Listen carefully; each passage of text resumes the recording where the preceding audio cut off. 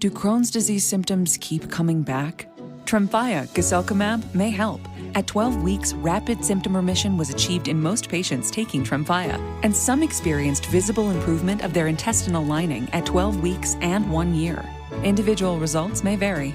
Tremfya is a prescription medicine used to treat adults with moderately to severely active Crohn's disease. Serious allergic reactions and increased risk of infections and liver problems may occur. Before treatment, your doctor should check you for infections and TB. Tell your doctor if you have an infection, flu-like symptoms, or if you need a vaccine. Explore what's possible and ask your doctor about Tremfya today. Call 1-800-526-7736 to learn more or visit tremfyaradio.com. Life insurers put life into the things you live for. The new factory that's hiring your neighbors. Maintenance on the bridge that keeps traffic flowing.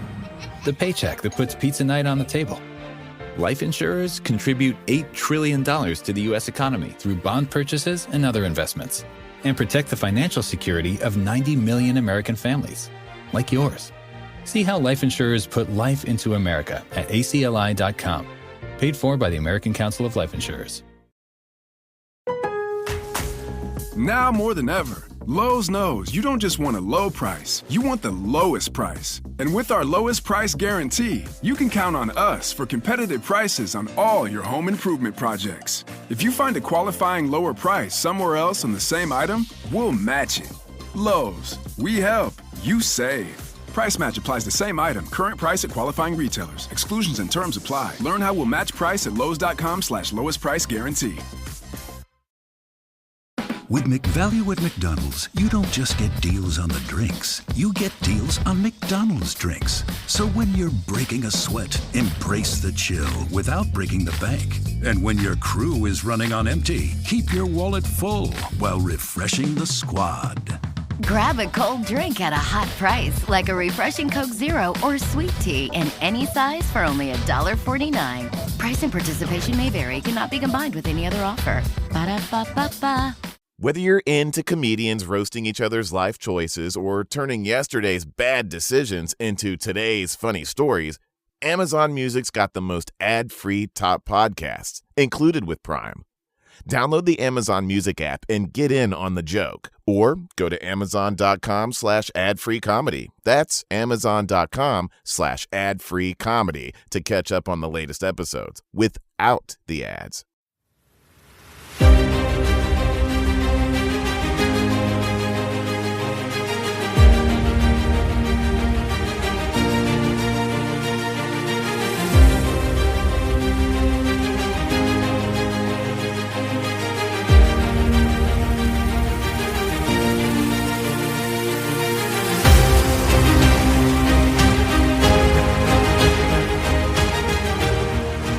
It's now time for the most extravagant, the most bombastic, the most argumentative, the most fun episode of Game Pass or Pass, the podcast where we play games on Microsoft's Game Pass service, tell you which games to pass on to a friend and which games to simply pass on by. It is our Game of the Year episode for 2023. I am Corey. I'm joined by Game of the Year nominee Jeff Keighley. No, just kidding. Basher. I would not be on that show if he's on this show. I'm leaning to that right now. I'm not a Keighley fan. Wow. Throwing haymakers at the start. It all started with the way he just kind of spelt Jeff. Like, if you spell Jeff that way, you're not going to be a cool guy. I just, okay, real talk. The Game Awards are like whatever. They're a travesty in many ways. But we gave Kojima 15 minutes and just basically on stage of just like filleting him. But Alan Wake can't get more than 30 seconds. Come on. Game of the Year, you get 30 seconds. Wrap it up. We got to go. It makes sense because one's Alan Wake and one's Hideo Kojima. Like one's the God developer and one guy just made Alan Wake 2. Who gives a crap? All I'm saying is at least give him a minute. That's all I want. Oh no, I'm completely teasing. That year they gave Kojima that much time. Like even as a Kojima stan, like absolute rider of Kojima, I'm just like no. Like it wasn't even like gameplay reveal either. He was just talking. So yeah, and supposedly this year it was gameplay, and I'm just like, yeah, it's a render. It's not game. We're not here to talk about Kojima. We're here to talk about Game Pass Game of the Year, the Kojima cast, the KC. I don't know. We're doing some video tests so we can now see each other as we destroy each other's nominations and favorite games of the year. So this one's going to get a little personal. What we do every year, we talk about all the games that we passed on to a friend and told you to play. We're going to rank them. We're going to have a top 3, and then we're going to pick our Game Pass Game of the Year. Does not have to be a game that came out this year. Just simply has to be a game that we played this year. So let's go over the nominees. These are the games that we said you should play this year. High on Life, Chained Echoes. I'm going to move this window. Chained Echoes, Doom 64, Hi-Fi Rush, Wolong Fallen Dynasty, Merge and Blade, Shadow Warrior 3, Loop Hero, Planet of Lana, that was a split decision, Space Lines from the Far Shore, Arcade Paradise, Texas Chainsaw Massacre, Starfield, split decision, Sea of Stars, Lies of P, Gotham Knights, Cocoon, Dungeons 4, and Persona 5 Tactica. The games that we did not pass on this year: Serious Sam 4, Redfall, Need for Speed Unbound, Exoprimal, The Big Con, Forza Motorsport, and Jasant. Compared to previous years, this is by far our biggest list, and our biggest list for games that we passed on, and by far our smallest list of games that we did not pass on. So that being said, we were about 3 episodes short compared to last year. So yeah, this we say this every year. This is either going to be rough or really quick. So I don't know how. I mean, I think we're right off the top. We can get rid of any split decisions. I mean, we're going to talk about them, that's fair.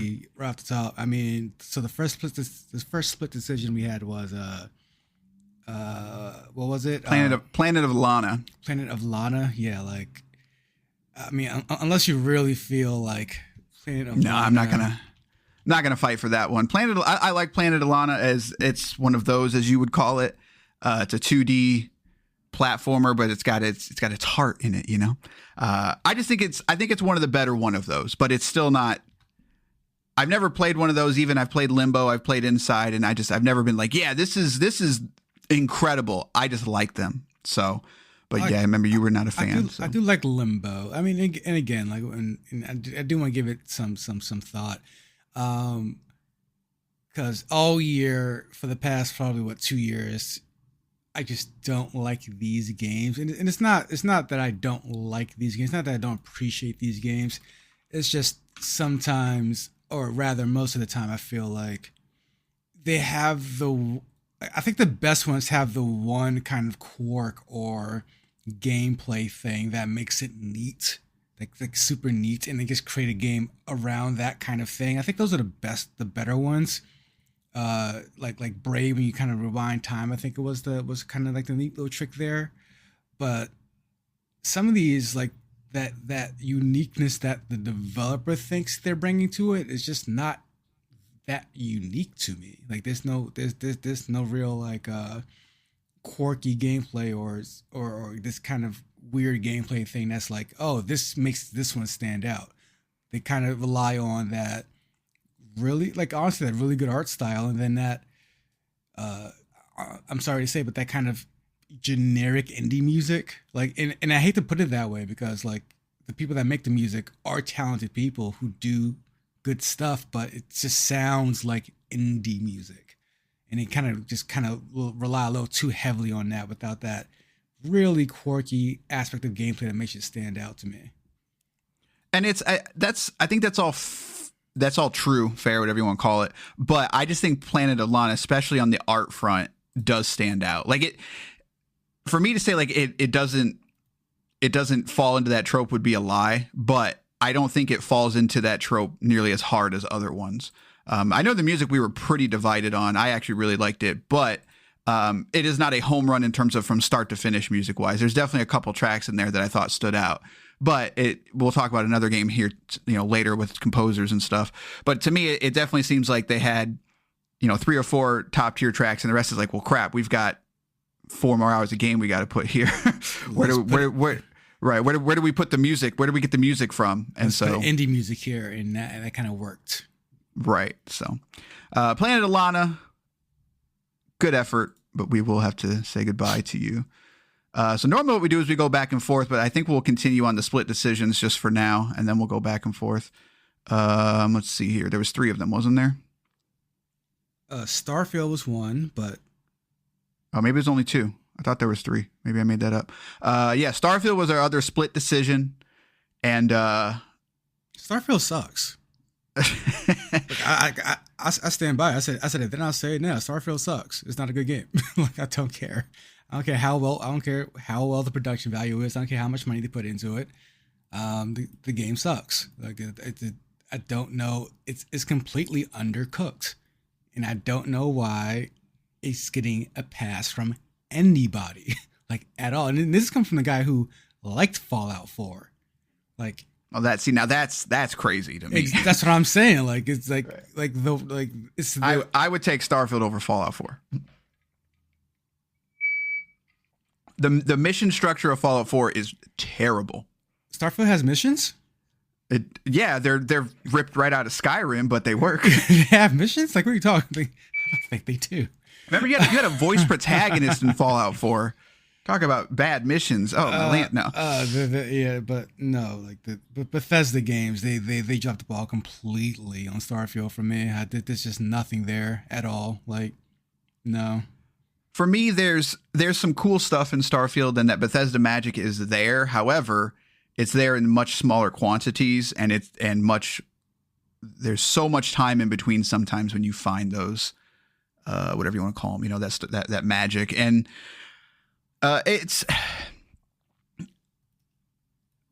they're going to add stuff to Starfield that'll make it better, right? They're already saying, like, hey, we're going to add maps. It's like, oh, welcome to 2004, maps. That's fantastic. But all of their games have always come out a little undercooked just because of the engine. But like you said, this one came out by far the most undercooked. And it's just like, also, it comes back to that Halo Infinite thing of, what were you going to ship a year ago? Right. Like, I want to know what happened, because that's crazy to me. But it is by far the most underbaked. I think that game is a solid 7 out of 10. And I think it has the potential to be higher than that. Even that's blowing my mind. Like, I think I had enough fun with it that, again, it's when that Bethesda magic hits, it's there, but there's a lot of underbaked things. Like, to me, like, when I looked at Fallout 4, the reason why I just can't stand Fallout 4 is, like, I hated the story, I hated the missions, I hated the voice protagonist, and the base building. Like, that base building literally brought that game to a screeching halt for me, of just like, this isn't even undercooked. This is not playable in many ways. Whereas I found nothing unplayable in this. So, and I like the way it looks. I'm going to admit, I think the game looks nice. So it's nice that we got a proper HDR slider. To each their own. I think it's so unplayable and unnecessary of the game. Like, ugh. But there's by no means am I going to fight for it. Right. So, ain't no way, ain't no how. So, all right. So Starfield is gone. Planet Alana is gone. I swear I thought I read this and there was another. Those are 2 I remember. You can reread the list. Yeah, I am, but I'm all right. No, all right, we're good. So, all right. Do you want me to paste this list so you can see it? That would be helpful. Yeah. I don't know how to work Discord. No one does. It's like Excel. People think they do, but they're lying to themselves. Did it literally take a picture? No, it didn't. Okay. I just saw you paste that, but I don't know where you pasted it. Oh, there it is. Okay. There's some strong games on this list. Holy crap. All right. You want to go first or second? What do we? I forgot how we do this. So, all right. I'm looking at this list, and there's one that's jumping out to me right away. Texas Chainsaw. Yeah, Texas Chainsaw Massacre. That game. That's right. Okay. Yeah, I like that game. How the heck do I get back to? Oh, my lands. I'm trying to record this video. There we go. I like that game. We had more fun with it than I anticipated. We still do need to check out Dead by Daylight, because I genuinely do. I think that game, I won't say it hit for us, because we are not over the moon by it, but we had some fun. We had some real fun with it, some real moments. It's got that magic of that sort of not anything can happen, but weird things can happen vibe to it.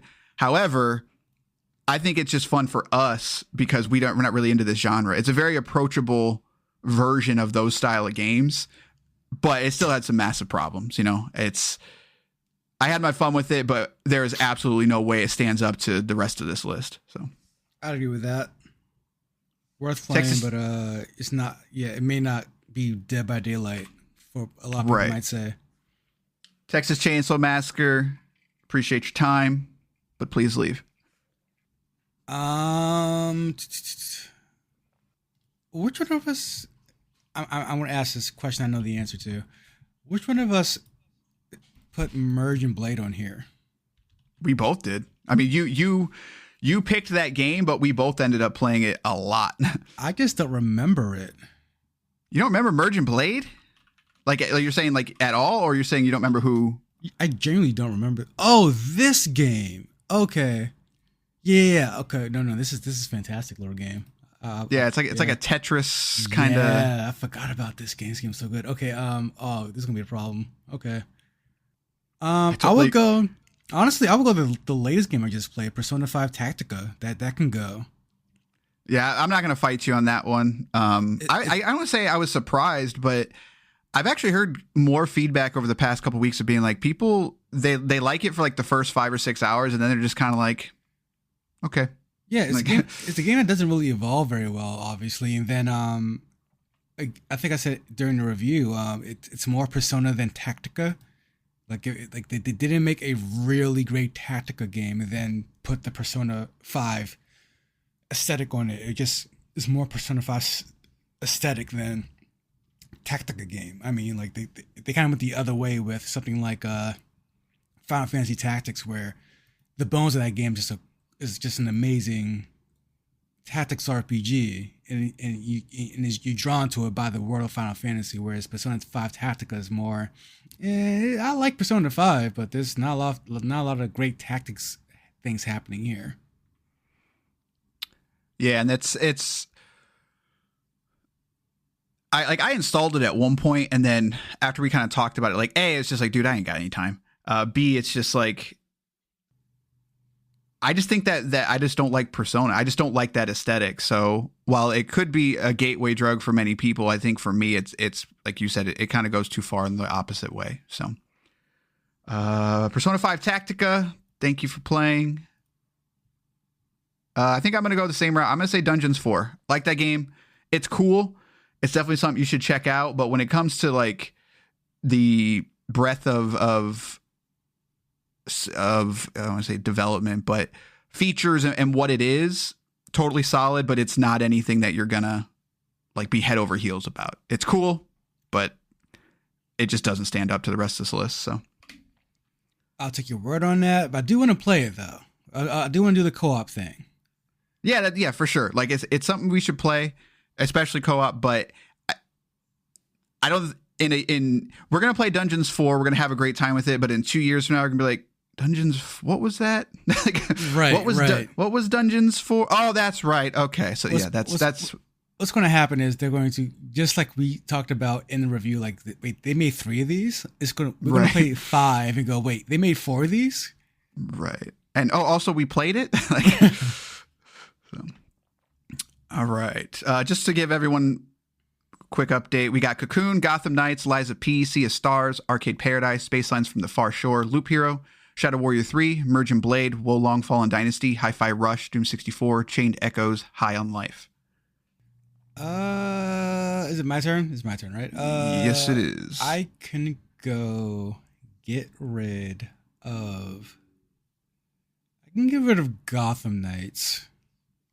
It's not as bad as people think it is, but it's also not great either. So, I mean, it's one of those games people should play, I think, just because people want to beat it up like it's the worst thing of all time. But like, I implore you to play that Mr. Freeze mission and think it's the worst game of the year, because it's really not.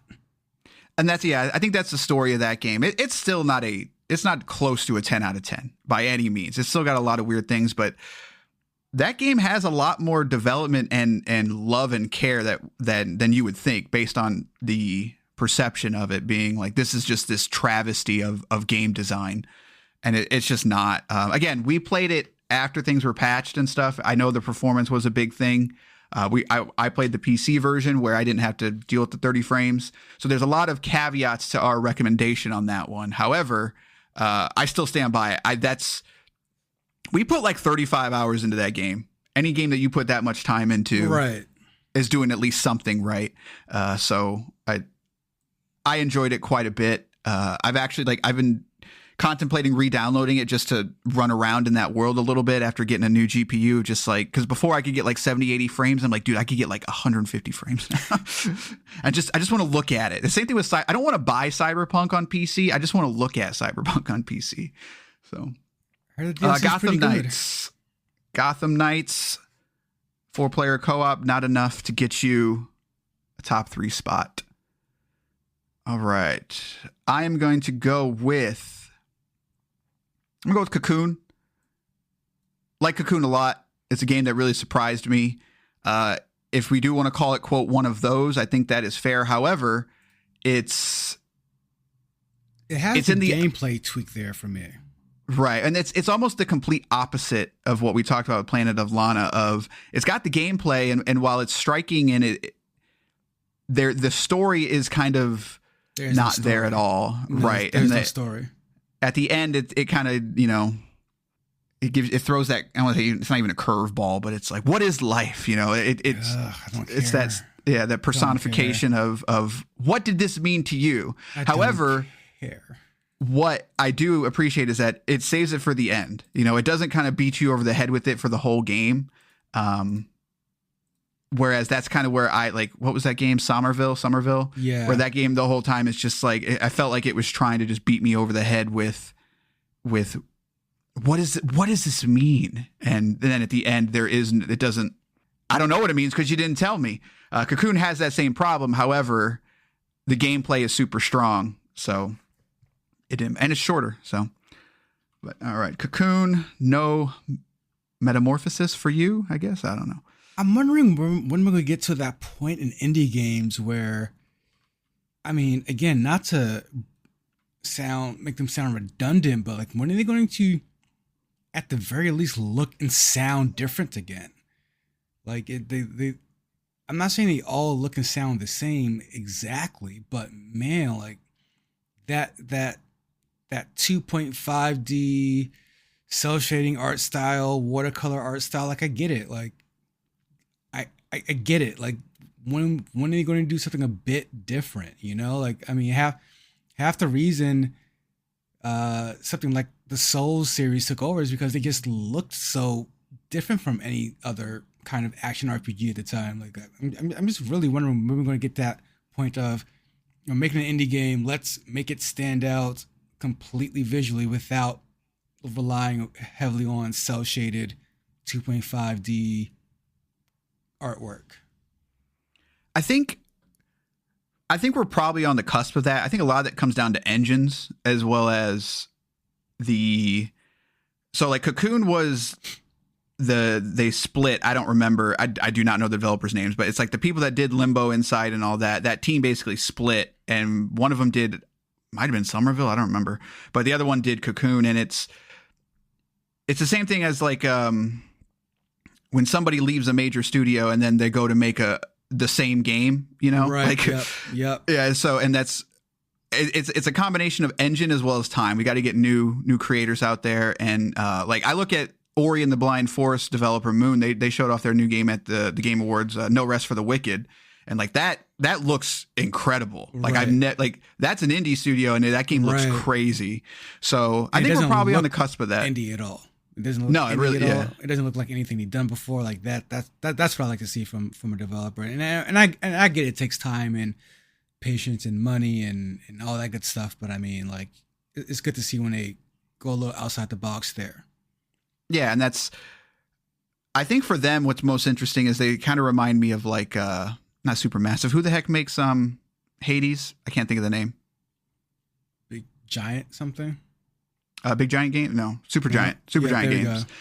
So, they try to do something different every time. And Remedy is kind of similar in that vein of where they take their style and they sort of kind of morph it into something else. And those are the kind of studios that I don't want to say I like more, but I'm just more interested in. Whereas these smaller games like Somerville and Cocoon, it's like they're all kind of the same thing, like you said. Like they all have a similar art style and stuff, and it's I'm sure that also keeps the lights on too. Absolutely, it's easier. So, but I'm hoping with I'm going to say the thing. I'm going to say like with AI generation and stuff like that, maybe it'll help. It's going to be detrimental in some ways, but maybe it can also help with some of that stuff of maybe reduce that workflow, so then they can focus on stuff like art. So, but all right, it is your turn. I'm going for the jugular early here. Oh God, don't do it. Doom 64 can go. Yeah, I won't fight for that one. Doom 64 is grossly underrated in my opinion. I think you could make a claim that is the second best Doom game in the franchise. That remake that was done by Night Dive Studios, fantastic version of that game. I actually really enjoyed the new campaign that they did. Why they decided to tie it into Doom Eternal, I could live without, but whatever is what it is. But I just like the fact that we played a Doom game and you had to admit that you liked it. That's all that was. Consent is a thing. 2023, but whatever. Right. I believe it's your turn. All right, Doom 64. 64 attempts was not good enough. All right. This is gonna get. We're starting to get to that time. Yeah, I don't know what number one's going to be. I have it. I think I know. I think I have an idea where this list will end up, but I don't want to disrespect the process, A, but B, I listened to last year's episode and I tried that of moving stuff up too soon, and then we got to the final five and it was like, okay, crap.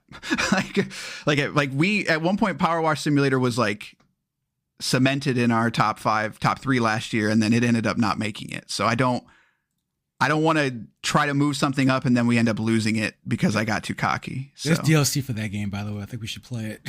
There's a lot. Dude, I'm playing the VR version, and the VR version is the ultimate podcast game. Like it's pretty good. Okay, so I'm gonna go with Space Lines from the Far Shore. Oh no, what? I like that game a lot. However, already, like what? Before Arcade Paradise. That game's still rough. Space Lines from the Far Shore is rough. It's the conveyance rough. The conveyance is off of that game. It took us 10 hours to figure out what it wanted from us. The mechanics they're not fully baked. It's not. That is untrue. I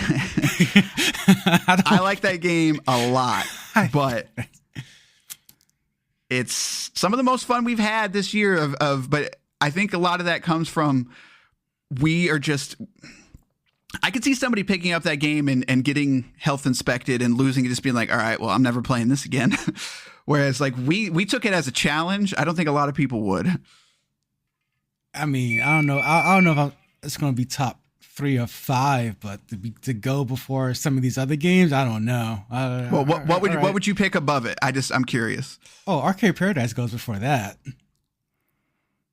Really? Absolutely. I mean, you liked Arcade Paradise more than I did, but I think the concept and like the creativity of that game is just phenomenal.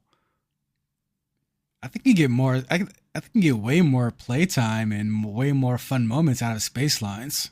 Arcade Paradise is I like it. It's cool, but I would have again like. I'm not saying don't take Space Lines out now, but because it won't, I don't think it's gonna make it to the end. But at the same time, like I think I would have taken it, or like to the point where during the same breath, you take out Space Lines and now take out Arcade Paradise. Because I think both those games are very well made, very well done. A lot of good fun moments, but they both can go. I think now. I agree with you, but I guess I'm just. I don't know. I thought Arcade Paradise was pretty good. Like again, it's not making the top 5, but if we had a top 4 and we needed a top 5, I think I would pick Arcade Paradise over Space Lines. Crazy person. Space Lines has the co-op factor. I mean, like, yeah, that's fair. There's so much creativity in Arcade Paradise, though. Like some of those games are just like, you could sell those as a $5 game, and I would legitimately just play that for 10 to 15 hours. I definitely would. I mean, they made quite a lot of really cool mini games in there that would make good full games. Yeah. We'll eliminate them both, but maybe that's the real story is what's better, Arcade Paradise or Space Lines? Fight amongst yourselves. All right. We are down to Lies of P, Sea of Stars, Loop Hero, Shadow Warrior 3, Emergent Blade, Wolong Fallen Dynasty, Hi-Fi Rush, Chained Echoes, High on Life. So I guess that means it's back to me, isn't it? Yes. Posted the updated list. All right. Shadow Warrior 3, I think, can go. Very surprised by that game. Every Shadow Warrior game, it kind of reminds me of the Darksiders franchise of they kind of look at something that's popular and try to put their own spin on it. And at that time, it was a Doom Eternal spin. Me being a Doom fanboy, I did not know that about Shadow Warrior 3. And then when I went into it, I was like, holy crap, this is Doom Eternal, but like ridiculous. There's a lot of really fun, creative stuff in that game. However, it's not super polished. It's kind of buggy at times. It's also about 5-6 hours long, but it is a perfect, like, I got an afternoon or a weekend. I just want to kind of pick up something that's easy to pick up and play. There's ridiculous combos. And honestly, I think that's what it is for me, is where Doom Eternal, somehow, some way, they had managed to make the chaos of that game manageable, even on a controller. And I think Shadow Warrior doesn't have that polish of an id Software polish, basically.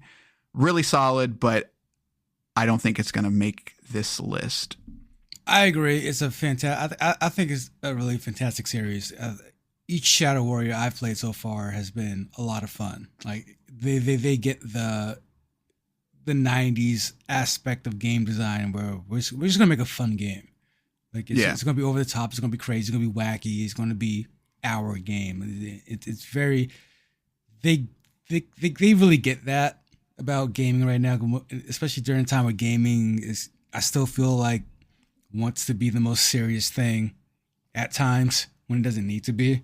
Well, and even Doom fell into that, you know, like absolutely. I'm a huge Doom guy, but Doom Eternal's story is the worst part. Whereas some of the best parts of Doom 2016 was the story, because it just didn't take itself seriously. And then I don't know what Kool-Aid they drank. Like, oh, we gotta make the Doom universe now. It's like, nobody wants that. Not a single person wants that. Yeah, we don't care. We really don't. Right. But yeah, I agree. Showers, I think, is a must play. All right, your turn. Yes. I'm going to go with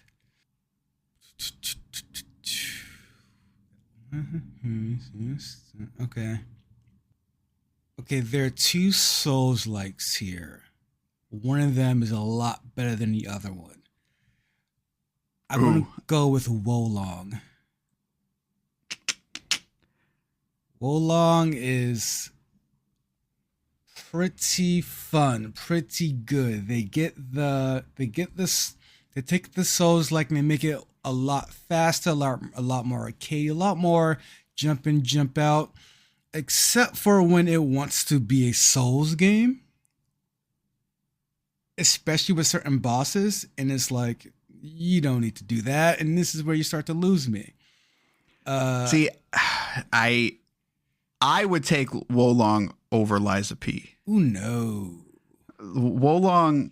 Okay, now let me preface that of saying I think Lies of P is the better game. However, I think Wolong has enough spin on it that it works. For me, it was the system, and I don't even know if this is the first one to do it, but it's the first one I know, I like that like morale system that they have, where basically if you explore the map and you find all your flag points and stuff, you basically become stronger, and you have that ability to sort of make that choice of I either want to go into this boss fight underpowered, or if I find the boss door, it's like, okay, am I going to go try to fight Lubu, or am I going to try to finish out this map and become stronger? And it kind of gives you, I mean, I don't want to call it easy mode, but it's that difficulty setting that many of us have asked for without actually giving you a difficulty setting, if that makes sense. So giving that aspect of sort of being able to play it the way that I want in many ways, I super appreciate it. And I think that's why I ended up playing it. Now, the game's way too freaking long. Like, it's like 45 hours, and I thought it was going to be like 20. Some of those bosses are, Lubu in particular, like, what a jerk. That's Lubu. But, and I look at Lies of P, and that is a Souls game through and through. Oh, yeah. Yeah. With its biggest problems, though. Like, yeah, I agree. It's a carbon copy of a Souls game, but that being said, when it's good, it's real good. Like, I think the worst issue with it is is some of the later bosses they get way too hectic and messy, but the overall system, I do absolutely adore. Just the idea of getting your health back and keeping you in the fight, keeping you going, and like recharging stuff. Like it is some of the slickest Souls like action I've played in a while. And of all the carbon copies, I think this one is the one that will stand on its own, to the point where, as funny and hilarious as the ending is for me, like this is part of the fairy tale verse, I guess. Right. I mean, it's so ludicrous that I'm in. Like, yeah, like Lies of P is one of those Souls likes that kind of gets the genre, and without being just a bad copy. It doesn't remind me of what's the one that just came out? Fallen Shadows, Lords of the Fallen. Yeah, those are Lord of the Fallen. Like, I don't remember. There's like Lord of the Fallen, then there's Lords of the Fallen or something. I don't remember. Yeah, like like it this, like Lies of P gets it, and I do wish it was art style wise it wasn't such a blatant copy, but gameplay wise, I think like I was a big fan, like the weapon customizations and how you use them and so on and so forth. Yeah, I mean, I think they're both way stronger than either one of us anticipated. Mm-hmm. Because my issue, I think my issue also is like that you brought with Wo Long, is that it's too long for the wackiness. Like it really kind of leans into wanting to tell this story that I just truly don't care about. Where Lies of P, like it may sound terrible, but like Lies of P also does that Souls thing where someone's telling me there's a story happening, but I just don't care, and I don't have to care. Right. That's not why I'm here. Like, let's stop. Again, you people that make the Dark Souls lore videos, more power to you. Right. But no, I'm not over analyzing. I walked in, found this random guy in a alleyway, and he's holding a pendant from Zeus, and like that means it ties into my dinner last night. And crap. And Lies of P I think it does a great job of being like, there's no story.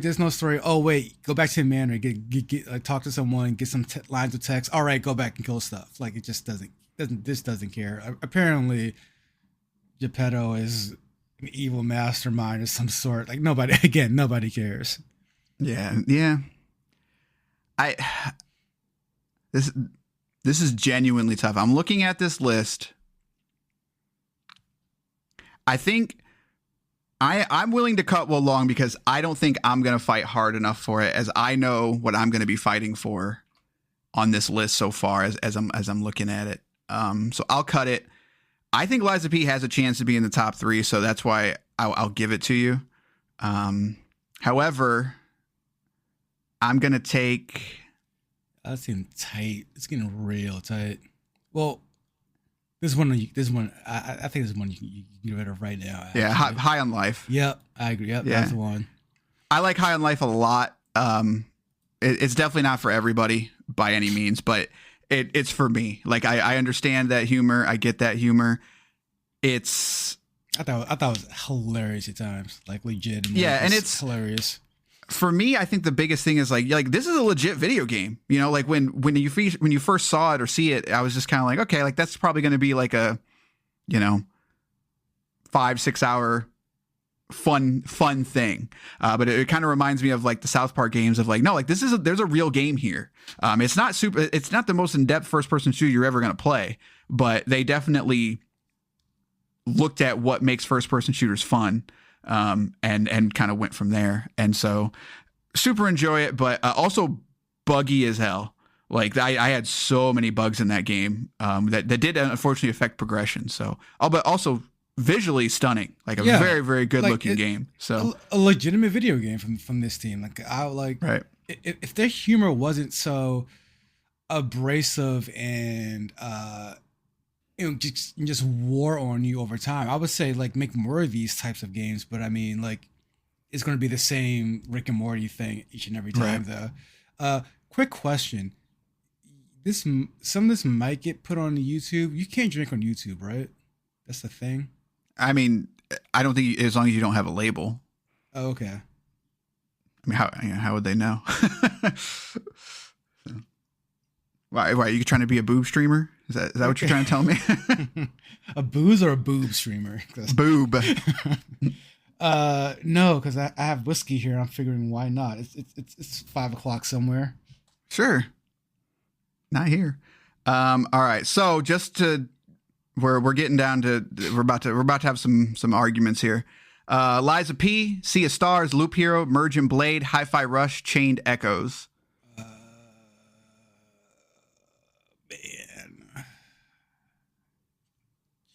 Oh man, I forgot. After looking up Merge Blade, like I forgot how good that game was. I really forgot how good that game was. I would take Loop Hero over Merge and Blade, however. You would take Loop Hero over Merge and Blade? Yes. I like Merge and Blade a lot. However, it has the what's the word? It's not really a falling of it, but it's a very basic idea. Not even perfected, but that's very fun. But it doesn't have that longevity of like a Loop Hero or even like a Monster Train or a Slay the Spire. Of once I was done with Merge and Blade, I was done. There was no real reason to go back and dig deeper into it. Whereas Loop Hero does have that for me. It has that of like, hey, I've discovered this new thing. It's not quite Vampire Survivor. Yeah, it's not Vampire Survivors level of like, yo, what is going on? But I was like, no, agree. Like I want to keep digging into this game. So, but again, for a $9.99 game, like incredible. Like it's a very basic concept that is I wouldn't call it perfected, but it's way better than it has any right to be. Chained Echoes, Hi-Fi Rush, Merge and Blade, Loop Hero, Sea of Stars, and Lies of P. I'm looking at one of these games that I'm going to fight harder for than I did not expect to. I will give up the fight for Merge and Blade. Phenomenal little game, must be played. But yeah, we can cross that one out. All right. This is the one. We're top 5. We're top 5 now, guys. Liza P, Sea of Stars, Loop Hero, Hi-Fi Rush, Chained Echoes. All right, I'm going for it. Chained Echoes does not belong on the top 3. That's just not even true. That's not. We'll be here forever and a day if that's the case. Chained Echoes is, compared to Sea of Stars, one's a game of the year, one's game of a decade, game of a genre. Exactly, Sea of Stars is.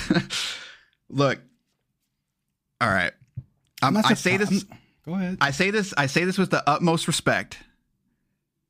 Chained Echoes is a solid 8 out of 10. And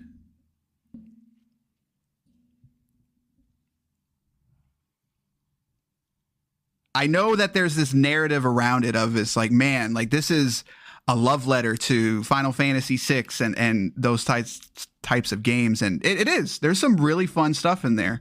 And there's always this thing that's thrown around. It's like, yeah, I can't believe one guy made it. And as I'm playing Chained Echoes, I'm like, it shows that one guy made this game.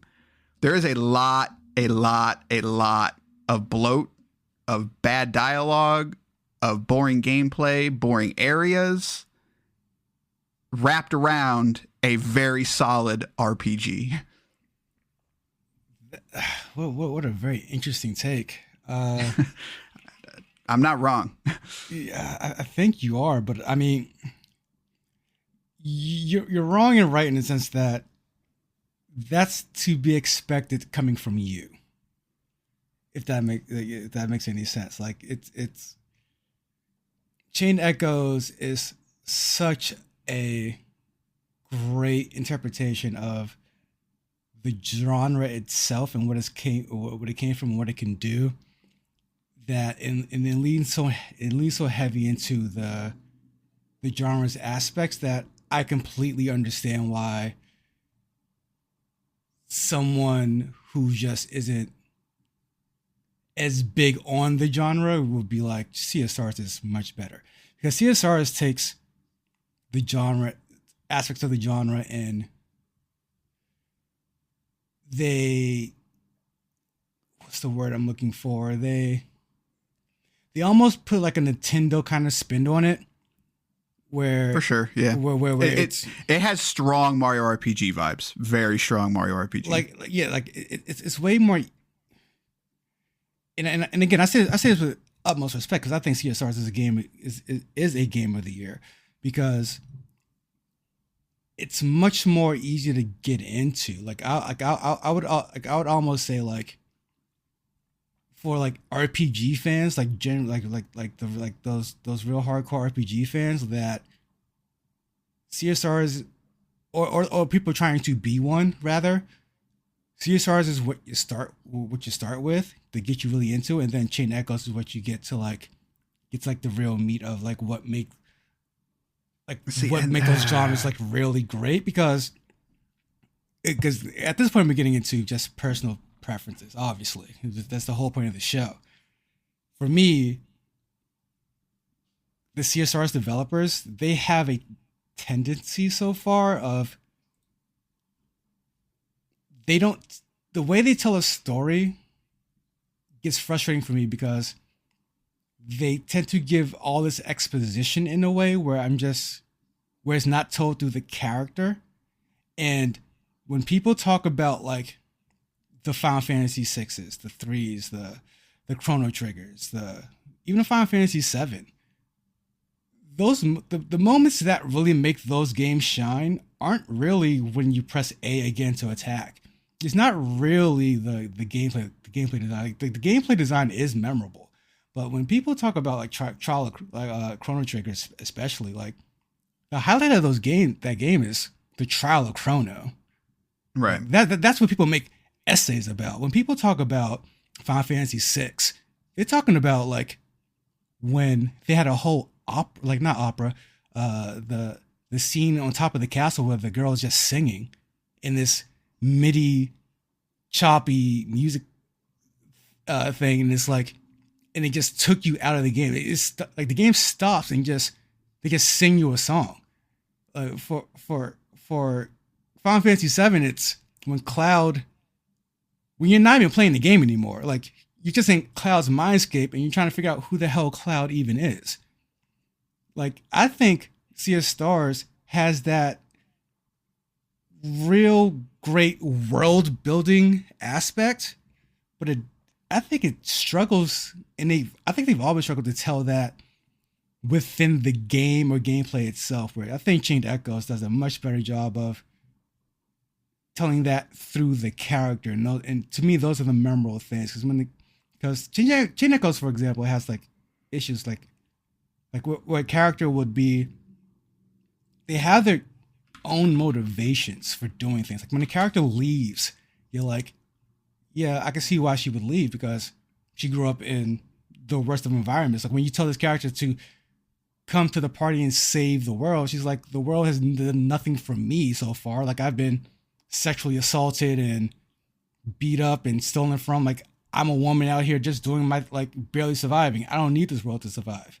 Whereas Then later on, when she comes back around, because the main character has just committed another atrocity and his mind is broken, and you go to see him, he's surrounded by children, only to find out the children aren't even there. He manifested these children because he's that far gone, and you have to bring him back from the brink. These are the moments of the genre that stick with you, not press A to attack again. Whereas I think Sea of Stars I think it looks better. It's actually 3D, first of all. There's a lot of great things in there, but I think Chain Echoes is like the game of a. If I were to compare it, and I'll end my rant here. Sea of Stars is LeBron James, undeniably great, whereas Chain Echoes is like, it's not Michael, but it's Kobe. Kobe is sitting next to Michael at the table, whereas LeBron is still undeniably great, one of the greatest of all time, but he's still wearing Michael's number. I agree with most of what you said. Where I think that Chained Echoes for me, those moments are there, and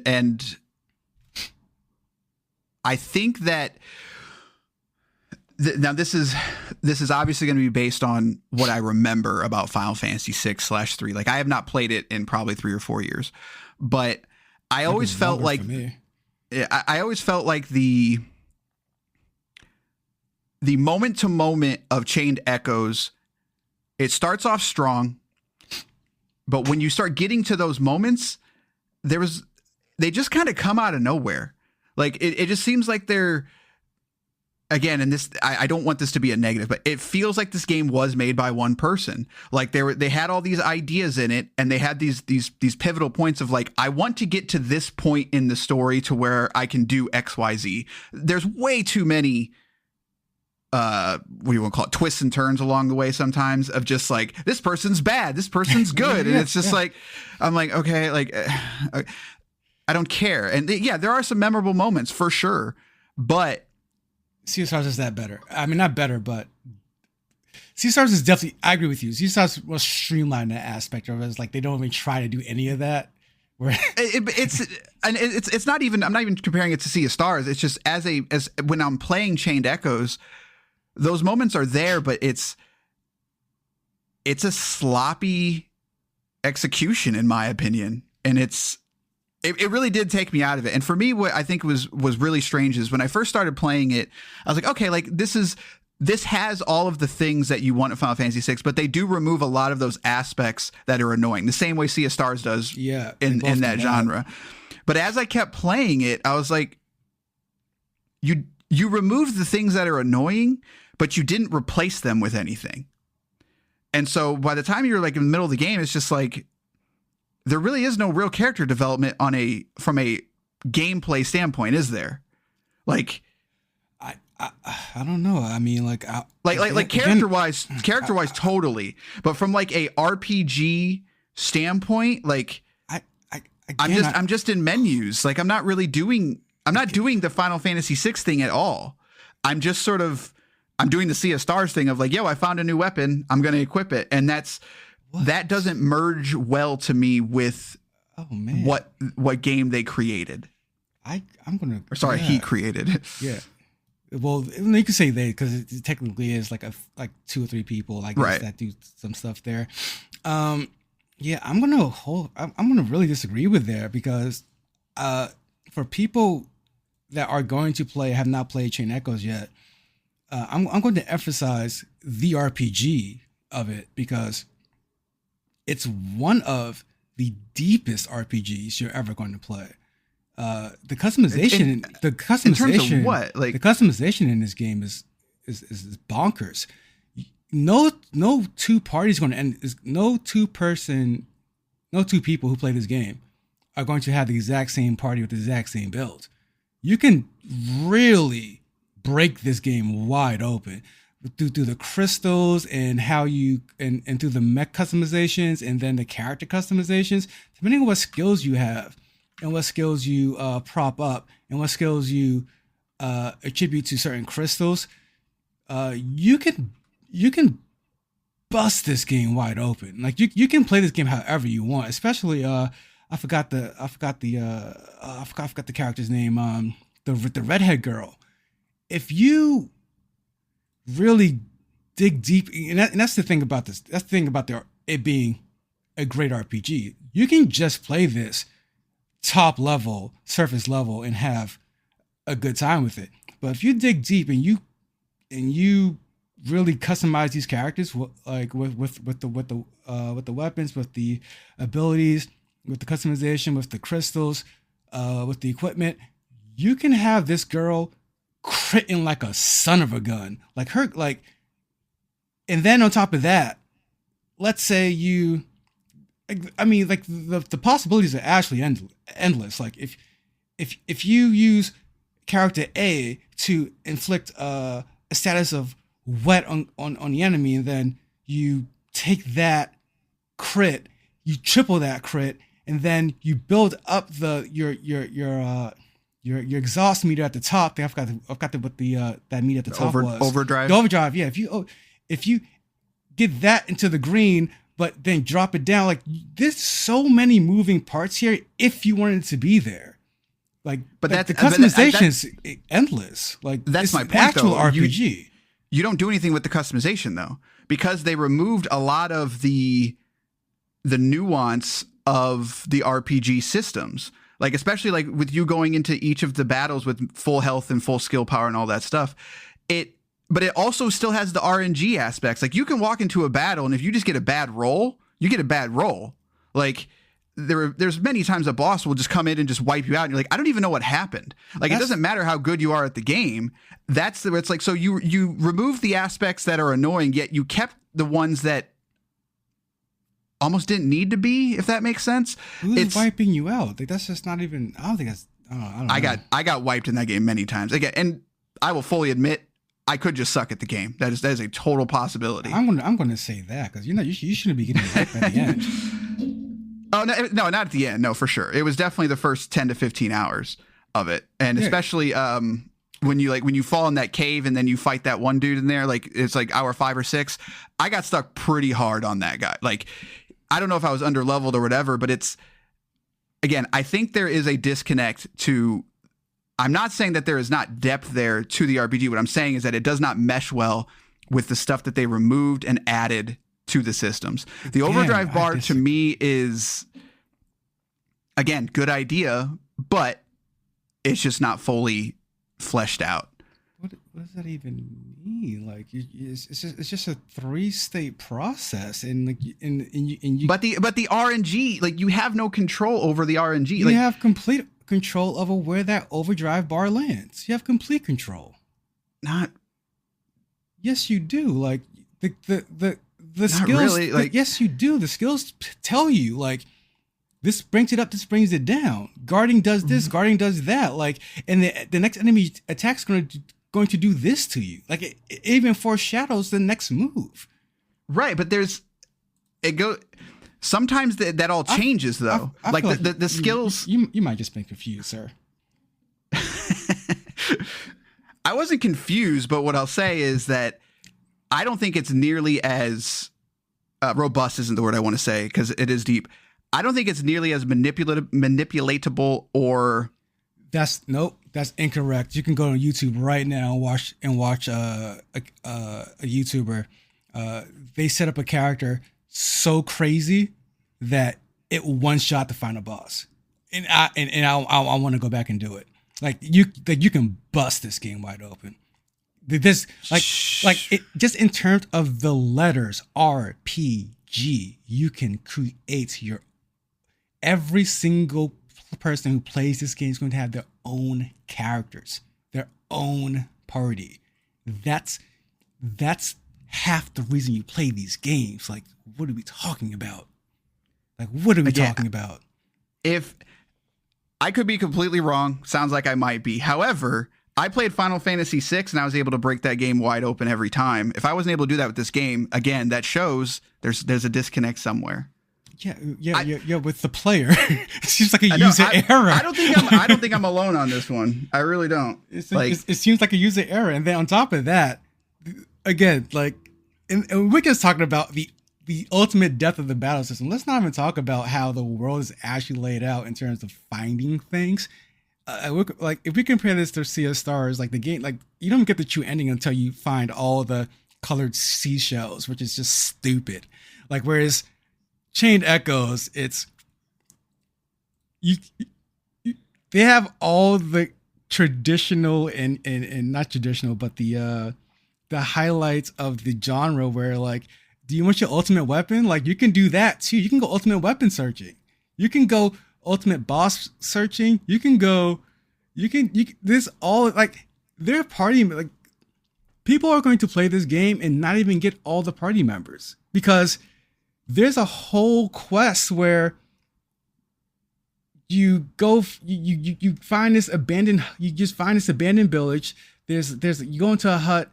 There's an actual massacre in there. You're like, what the heck's happening? You go find a goblin cave, and then you can leave it right there. You can just leave it right there. But if you keep pressing and you keep breadcrumbing your way there to the end, you end up with a brand new party member.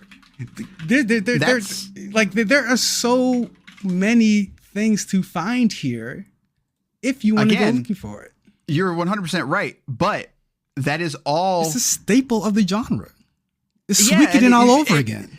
It takes you 10 hours to get to the good stuff. No, that's an exaggeration. That's not even true. That's what I just said. There's it's a lot of a banger of a, like, whatever. No, I don't agree with that. No. The game gets better as it goes on, story wise, systems wise. I think it starts off stronger. There is absolutely no way you can tell me that this game is not lopsided in terms of design. Like, there is a lot of things. What you just described is I don't even know if I did that part of the game, honestly. I don't remember. Because that doesn't ring a bell to me. So that's crazy. Like, that sounds like I missed something really fun and cool. There's a lot of things you can miss in this game. It rewards you with exploration, like RPG is supposed to. Conveyance is a thing, though. Like, if I miss that, I'm going to say that's on the, like. Nope. It's not Dark Souls level. It's literally your village you just go to. Like, and that's the thing. Once you get, guys, you don't understand how great this game is. Once you get the mechs, because listen, guys, you get mechs. First of all, Jesus Christ, you get mechs. And once you get the mechs, you can just fly around wherever you want. Like, when I did that in Sea of Stars, I'm like, oh shoot, I can fly now. I'm just going to go here. It's like, no, you can't go there yet. It's blocked off. Like, oh, okay. Well, I'm going to go here. It's blocked off too. I'm going to go here. That's also blocked off. All right. So this is all end game after I beat the game stuff. Cool. Whereas Chained Echoes, you go over there, you get a new party member, you get an ultimate weapon, you get you get an ultimate boss. It unlocks complete, like, it does the Legend of Zelda thing, whereas if you want to beat the game right now, you can do that. You get the whole story right now. But if you keep exploring, you keep getting rewarded, and you keep getting new items and crystals and mech suits and mech parts that further customize. Like, again, like, I don't know how many times I got to say it. When you talk about an RPG, a role playing game, the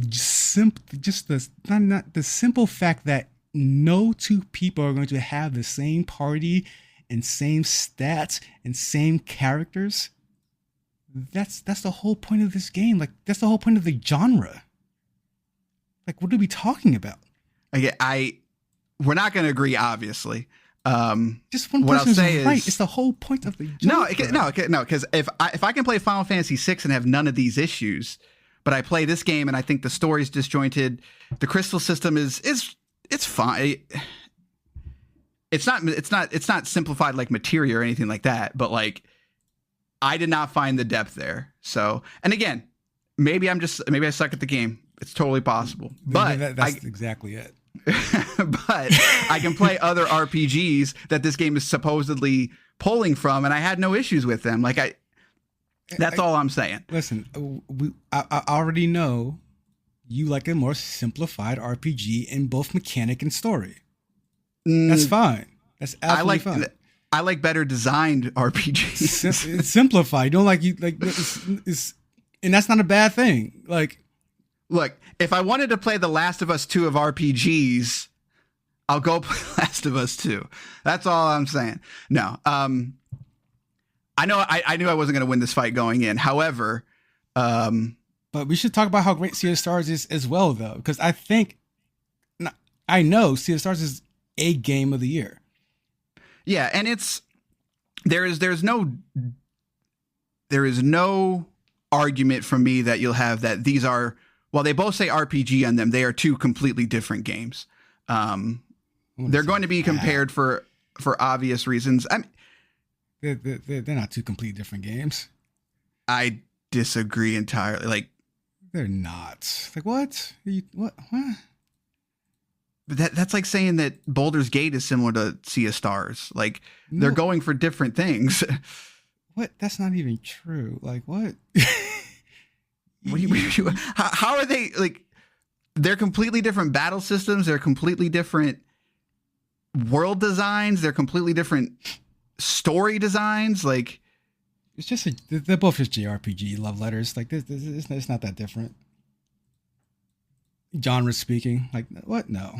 Like, I feel like this is being boiled down into like a genre war more than anything. Like they're not completely different. You're over exaggerating. I think you're not giving enough. Like, that is Diablo the same as Sea of Stars? That's an RPG. No, that's a dungeon crawlers. Not according to them. That's an action RPG. Yeah, well, we know what that is. So I don't care what they call it, but we know what that is. My point was, I think directly comparing them is a mistake. However, that's probably what we're going to do. I think your description of one being simplified is totally fair.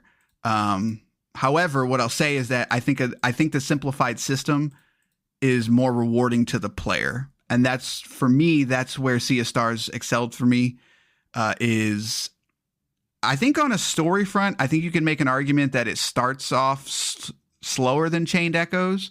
I think it finishes stronger than Chained Echoes, whereas I think Chained Echoes was kind of the other way around.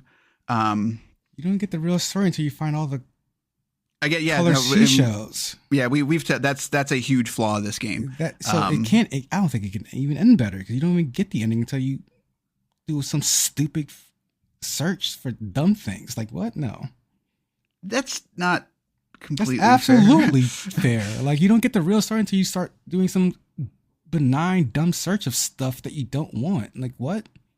If you're speaking like the last gate, or whatever you want to call it, I guess mild spoilers for Sea of Stars. The last gate is not gated just by the conch shells. Like, there's legitimate new bosses, new characters that are tied behind that final quest. Yeah, you have to find all this the seashells. Yeah, but there's literally 6 pillars, and the other 5 is not that. Again, to get the full story, you have to find all the seashells, right? Yeah. Okay, again, that's right. Okay, that's what I thought. Like, what? Like, you gatekeep behind finding seashells. You want me to be happy about this? Like, what?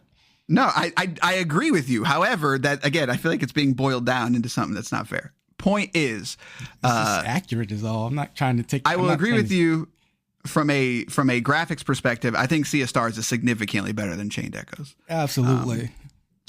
Like the world design of that game, and it doesn't surprise me. Sabotage, clearly, we had this argument over text of, like, the world is the character of Sabotage games, of The Messenger, of I think the only real character of that franchise is probably the shopkeeper, right? Like, he's the and that's one of my biggest issues about Sea of Stars. Is like, they introduce these funky characters, which is cool every now and then, but your party sucks. I mean, I'm sorry, but those characters just they're filler. Like, I hate how they just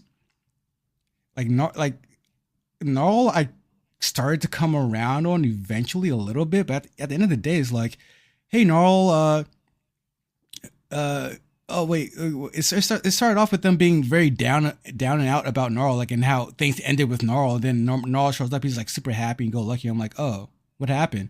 Oh, nothing. He just got a little cut in his face. Oh, Okay, and he's still a happy-go-lucky guy. Then he joins the party. He's the happy-go-lucky guy. Then he gets to a part where it's like, no, you're gonna die. He's like, oh, okay, that's cool. It's like, so does anyone have any character besides like he's the happy guy? These two guys save the world. Do you have any character at all? Any up and down? Any whatever? It's like no. You just like the only character is the story, and again, like I think the only character is the world building, and I think the world building is phenomenal, but it's literally the only character. Like I don't like they I would like some more characters, just period, in the next one. Yeah, I don't think it's that. Again, I keep wanting to say boiled down. It's not what I want to say, but I think that's a fair criticism, and I think there's a theme that Sabotage likes to do of like you are sort of controlling the main character. That's not what I say. You're controlling the characters. And you're discovering the main character, which is everything built around these characters. The messenger is not really a character, but you're discovering all of the different characters in that world. And Mad Max almost, where Mad Max is not fair. The star. Yeah. Everything else around it is. Right, exactly. And is that better or worse? I don't know if that's a discussion that can be had. However, I don't think to say that like the world is the only character and that's, I want more characters. I think that would go against what they're trying to do. And it works for me. Yeah, it works for me. Garl is secretly the main character of the story, right? Like they sort of tell you that, but they also don't kind of thing. And his entire arc is basically built around the fact that he's human and he's human living in this sort of whatever you want to call it, really messed up world.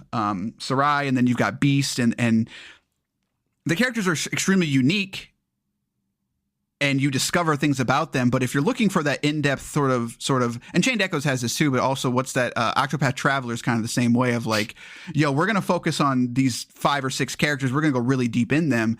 But it also shows the flaws of those games to where unless they're, I don't want to say Oscar winning, 'cause that's not what I want to say, but it's just like, not going so deep into characters and letting the world sort of prosper, I think just gives you a better chance to enjoy what's happening around you versus if a character you bounce off of, like it could just go really poorly, and that's, I look at something like, if you don't like the character and you have to spend an hour with getting into this character, like, that's an hour you're not going to like. Right. And that's, again, that's to say that one's better than the other. I don't know is fair. But I think they both have their strong suits and probably their fallbacks. And I think, but in my opinion, Sea of Stars is one of the best in terms of just like world building and just sort of existing in that world, visiting aspects from the messenger, visiting levels from the messenger. Like the freaking mushrooms sing the song when you're in the forest. Like that's a level of detail and character design of world design, I guess you could say, that there's so much heart in that game. If you don't like it, something's wrong with you. That's the best way I can say it. I would agree with that. If you're an RPG fan, you don't like Sea of Stars, I think something is wrong with you. I stand by Sea of Stars being game of the year, a game of the year, like without a doubt. Like it's the overall presentation that they put, like I would agree with what you said about Chain Echoes, even where it's like they took a lot of the stuff you don't like in RPG in those older RPGs, whereas like I think Sea of Stars does that on a different and better level, where they take the stuff out and they streamline it in a way where it is way more digestible. Yeah, for sure. And it's like Secret of Mana. Is that what it was called? Yeah, new one's coming out. Yeah, and it was at the Game Awards, wasn't it? I've only played the original, and I can't imagine they hold up, right? Because I feel like we never heard about them, but I digress. I think where we're going to have an impasse is the stuff of Chained Echoes, and again, maybe I'm just dumb, but to me, I felt disconnected a lot of times with those systems. And I'm not saying they're bad systems. All I'm saying is that it just did not push me through the game the way that I wanted to. I felt like I was hitting walls with those systems. The characters and everything, that's going to be hit or miss because it's going to be what resonates with you or doesn't. There's like 12 main characters of Chained Echoes, and I'm sure I missed one or two. And Sea of Stars doesn't have that issue because it is so streamlined in many ways. It's very hard to get lost in Sea of Stars. You have to kind of be trying to not get lost or try to get lost, But there's a lot of depth in there too, in terms of there's a lot of stuff to find. And we agree that the conch mission is dumb. That is a very dumb decision. You should not have tied your final mission into that. However, a majority of those conch shells you will find if you're just sort of exploring the world. They do an okay job at best of letting you know when you have missed one at the end of the game. You do not ever really need to go to the internet to find out, as long as you're paying attention. That's not an excuse. That's still a bad design decision in my choice. However, it is the weakest part of the game, but it does not sink the game for me in any capacity. Now, I'm not saying you said that either. Right. But that's just, I look at the pros and cons of those. And while I did enjoy Chained Echoes, and I was mainly being devil's advocate because I'm fighting for Sea of Stars, but Chained Echoes just missed a lot more times for me. So to tie that all back into this, I think Sea of Stars has to be on this list. It does. Like, so we're at the point where like all of these games need to be on here. Right. And so like, I think we agree on Sea of Stars. So Sea of Stars will be in the top 3. So I'm going to bold Sea of Stars. The question is the other games. It sounds like you're going to fight pretty hard for Chained Echoes. I don't think I'm going to be able to convince you on that one. Well, there's another one that I'm just like, well, that's surprising me here. The real one for me that we haven't talked about is Hi-Fi Rush. I didn't want to, for good reason. It's so good. No, that's what I'm saying. No, like Hi-Fi Rush is the game we have not talked about at all. I'd rather sit here and fight over Chained Echoes and Sea of Stars than get to Hi-Fi Rush because it's so good and I want it to be so good. Okay, so my question is this list Hi-Fi Rush, Chained Echoes, Sea of Stars? Well, Loop Hero is going to not make it, right? I would take Loop Hero over Liza P. I don't think so. Like, for me, it comes down to a fun factor, and Liza P is extremely. The balance of that game, I think, is a fundamental flaw.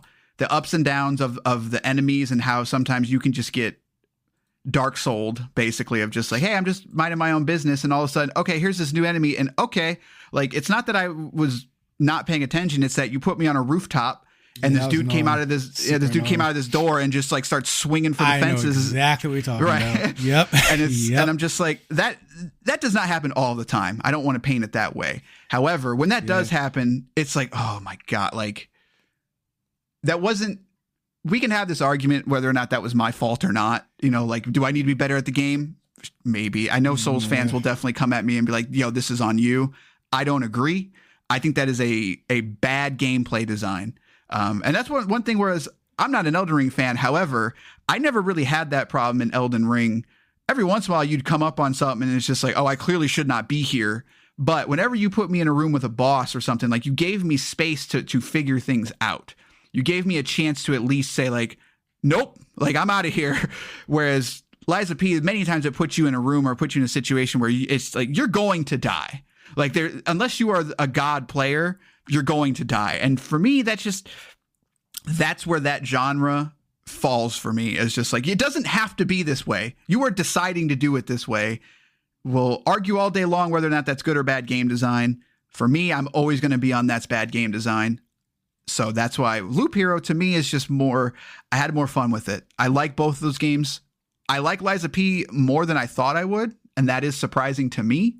But I would take Loop Hero over the fact of just Loop Hero had that one more turn for me. One more loop, man. Like, I just like that risk reward factor.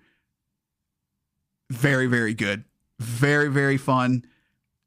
One more spin, one more loop, and then it all falls apart. That is on me. Because you know what? They gave me the opportunity to be like, nope, I'm out. And I was like, no, I got this. And then I went into a graveyard and got bit by a vampire. And just so many things. And so that was a long rant about those two games. But No, I mean it's a worthy rant because I agree with most of that. But if we're getting to the top three for Xbox Game Pass Game of the Year, I think Loop Hero deserves, and not just Loop Hero, but Merge and Blade. Games like these deserve to be at the top of this list that we come to, and I feel like we do to pat ourselves on the shoulder here, on the backs rather. I feel like I enjoy the fact that at the end of the year we always have this list that doesn't necessarily represent the general Xbox audience, I guess I'm trying to say, like the ones who just kind of like the pews and shoot in the rooms, right? Like, they're not the focus tested. We know this will sell kind of. These are just good games. Like it doesn't matter if they cost $5 or $10,000. You know. So I like that Loop Hero made it here. I'm proud of us for bringing it here, but stacked up against Lies of P, it's as good as it is. Like Lies of P still gets that, for lack of a better phrasing, that AAA push for me. And if we're going to make this list for other people to play, especially, Lies of P is sort of the de facto kind of headliner, if you will. Like it's a Souls game. It's the production value is super high. It's extremely well done in some aspects. In other aspects, it's a Souls game. So of course I hate those parts of it. But it's such a frustratingly good time. And again, when we write that headline, I think Loop Hero is going to be on the list, but I think Lies of P gets the headline nod for this one for me. What I'll say is, like, where Lies of P, I would take it probably over any Dark Souls game, and that's saying of them. Like that's saying a lot, and that shows that it's. While it does have those frustrations that really upset me, or not upset me, but it frustrate me about those games, it does enough that I'd be like, no, like if you like Dark Souls, like I would play Lies of P over Dark Souls. Like that would be my recommendation. I think some people would probably jump me for saying that, but I would say that's for that reason. I think Loop Hero is just more fun. I really do. However, are either one of them better than Hi-Fi Rush, Chained Echoes, and Sea of Stars? Hi-Fi Rush is special. And Hi-Fi Rush is a little hard to talk about in terms of, I think we need to take the part of it out. See, that's tough. Hi-Fi Rush literally came out of nowhere. Nobody knew about it. It dropped stealthily on Game Pass, and it was good. That is part of this game's story. However, it does not affect the quality of the game. Hi-Fi Rush is not a perfect game. I have issues with it. But even when I remove that aspect from it, Hi-Fi Rush is, if not the most creative game I've played in 5-10 years, it has the most heart of any game I've played. I'd have to really sit down and just be like, this team clearly had fun making this game. And they could have stopped there. They could have stopped and just like, we made a rhythm-based Devil May Cry game. And like, that could have been the whole mechanic of like, you've got to hit to the beat. It's very similar to like Metal Hellsinger. And that's what that game did. It's like, this is a first-person shooter where you shoot to the beat. It's like, okay, great. But then it just keeps going. Like, as you keep playing through that game, it's not just that. There is serious depth to that combat in a way that I never would have expected in any capacity. Also, like, let's not sleep on the characters too. Like yeah, Chai is an idiot, but it's hard to make a lovable idiot, and they did it. He's a Scott Pilgrim, Yeah, and his partner there, the girl, I forgot her name. she could have easily been one of those Faye character. Is it Faye? A Faith from that terrible game that Square Enix released? Was it Square? We're talking about for the Forspoken? Yeah. Was it Faye or something? Yeah, like she could have easily remember. been one of those characters. Right. But she's absolutely adorable, absolutely likable. And then the bosses are so over the top and ridiculous. I mean, the character wise, like everything's moving to the beat. Like, yeah, Hi-Fi Rush is going to make it to the top 3 for me. Like without a doubt. Like it's an absolutely special game that excels at almost all the things they wanted to do. And I think maybe the way the game progressed toward the end bothered me a bit, because I think by 2/3 through the game it started introducing like pairing systems out of nowhere. I'm like, that should have been up front. Like, guys, like. Well, it's strange because it gives you the parry, but then they start doing like the parry, like quick time events, basically. And I honestly think it should have been the other way around. Like, you should have done the parry quick time events, because that window is small. Like, this is a legit Devil May Cry style. Like, you only have, a frame it's or frame two. Perfect. Right. And so it's tough. But yeah, no, but I think part of the reason is because like, this had to have been a hard game of just like, it was clearly trying to appeal to more than just Devil May Cry, fans. It wanted to be more widespread, and you can look at it, look at the art style, look at the story. It's not, it's not dark, anything like that. Even the story is very lighthearted. It's not very deep in terms of motivations and character. Like, everybody has a pretty basic motivation, but they're very likable. They're fun. They're written enough to that you can fall in love with them, kind of thing. But yeah, and I agree with you that it's not a home run from start to finish. It feels like it's going to be, and then you sort of kind of get to the last quarter of the game and you're just like, okay, like you've brought this all together, but it does not come together quite like a Doom Eternal or a Devil May Cry of like, okay, I've now learned everything. You've showed me everything of the game. You've shown me all the enemies, and that's the other. It introduces enemies consistently throughout the game to where it needs to be. You've got to be on your A game. It's like, and it's missing a little bit of that. However, that is a huge nitpick in my opinion, because you can still get through the game, but it has that depth of a Devil May Cry of like, if you want to get through this game and be unstoppable, you totally can, but you're going to work for it. Like, it's not easy. I had to play 3 Devil May Cry games before I actually got good at them, kind of thing. I can pick up Hi-Fi Rush now and get through it, but it's tough. Like, it is a tough game to perfect. Hi-Fi Rush is too special of a game. I think it makes it to the top there. And then so we got Liza P, Sea of Stars, Loop Hero, Hi-Fi Rush, Chained Echoes. In my opinion, this list is Hi-Fi Rush, Chained Echoes, Sea of Stars. Hi-Fi Rush is the winner. Yeah, because Loop Hero is a bit too small of a game. The issue I have with Loop Hero is like, not that it doesn't have an end, but you can hit the progression wall extremely hard, and it can make you want to stop playing. Like, there's a grind to it that gets a little ridiculous, and I don't think it adds anything to the game except playtime. And then Liza P, I'd actually give it a similar criticism, because those later bosses are like, you might build a character to a point where you're just slicing through things in one hit. Even bosses are going down on your first or second try, and then you get that one boss that is just a mess design wise, and you're just hitting your head against the wall for a while.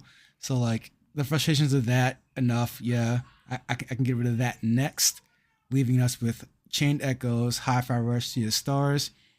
Hi-Fi Rush, I think, is the most special experience here. And it's like, 3. Like, genuinely, like I had a feeling it was going to come down to these 3, honestly. Like, I really did. Like, and I've been wrestling with the fact of, I actually recently played through Hi-Fi. I did not finish my playthrough, but as the weekend was approaching, I was just like, okay, is that game really that good? Like, you know, it came out in, was it January, February, whatever it was. And it was like, again, part of the story of that game is we didn't know about it and it came out of nowhere. So I wanted to sort of remove that aspect of it and be like, okay, I'm going to play this from start right now. I'm not going to go in with all my previous, you know, knowledge and of combos and stuff like that. Like, I'm going to start fresh. And no, that game still, it really is that good of a game to where you can watch the story again. Genuinely funny. Like, it's a genuinely funny game that is extremely hard to do. I don't think it always hits on the humor factor, but it does. It has a ton of jokes about like it being a video game. It breaks that fourth wall in the way that The Messenger does, to where it's funny, but it doesn't go too far, so that way it stays funny, if that makes sense. To where it's like, oh, you're in a video game. Hey, did I tell you you're in a video game? By the way, you're in a video game. Right. Like, it doesn't go too far with it. It always sort of, whenever you're not thinking about it, it'll drop a one-liner. Like, I found a robot at the top of, there's a lot of areas to where, you know, it's like, hey, you can go left or right. And then if you go right, you can clearly go up. And there's going to be, you know, a health thing or a electric thing or whatever. And I found a guy up there and he's just like, I don't even know how I got up here. I'm afraid of heights. Why am I afraid of heights? I don't know. And I was just like, okay, like, that's dumb. But I didn't expect that. I didn't expect the dude to be up there. And when I got there, he said something that was very dumb and video gaming. And Right. I thought it was funny. Right. Like, a lot of people would be like, I don't get it. But I was just like, okay, like, that's fair. Because that works on so many levels. Like, A, it's a video game, but B, it's a character that was designed and it's a robot. So why would they do that? You know, it's just, it's very dumb in that aspect, but I enjoyed it, kind of thing. So, but when I sat down and I was like, is Hi-Fi Rush better than Sea of Stars? Am I going to fight for Sea of Stars to be Game of the Year? And I can't come up with a good argument other than, I think Hi-Fi Rush is, when we compare it to Sea of Stars or Chained Echoes on this list, I think when we get down to this, the top 3 to top 5, part of my judgment process is also the fact that we're not just making this list for ourselves. The list is already made for ourselves. I think when we get down to the top 3 or 5, for me, I'm also judging it for like the listener who may not have played these games, or people who are looking to play these games. It's like, which one is also the majority of the people are going to pick up and like from beginning to end almost quickly. And I think Hi-Fi Rush does that. Like, it instantly just brings you to a world where things are just moving and bumping and grooving, and it's like, all right, I'm into this, and then it just gets more wacky, more crazy, and then the whole time you have full control of your character in a Devil May Cry type of fashion, without the daunting complexity of a Devil May Cry or a Bayonetta. Because when you mention those games to people, they're like, I don't want to put that much thought into what I'm doing sometimes. Whereas Hi-Fi Rush, you're doing that without thinking of it. Like, it's not selling it to you in that complex type of way.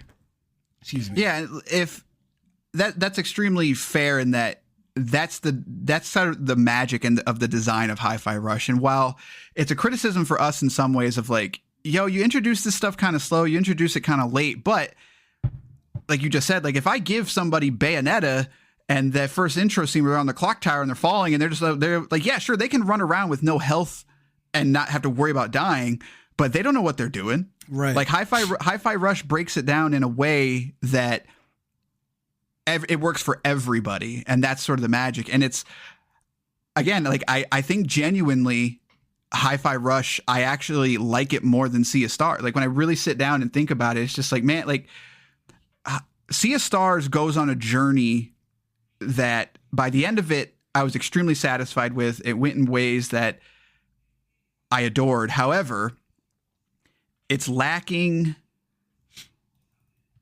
If I had to rank these games from heart, Hi-Fi Rush would be number 1, Sea of Stars would be 2, and Chain Echoes would be 3. It just seems like while they all have heart, Hi-Fi Rush is on another level of just design standpoint of the love and care that went into that game is on another level.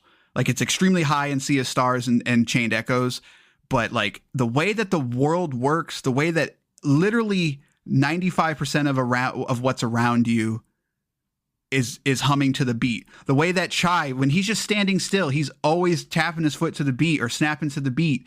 Like, they thought about things in a way that is just like unbelievable in my opinion.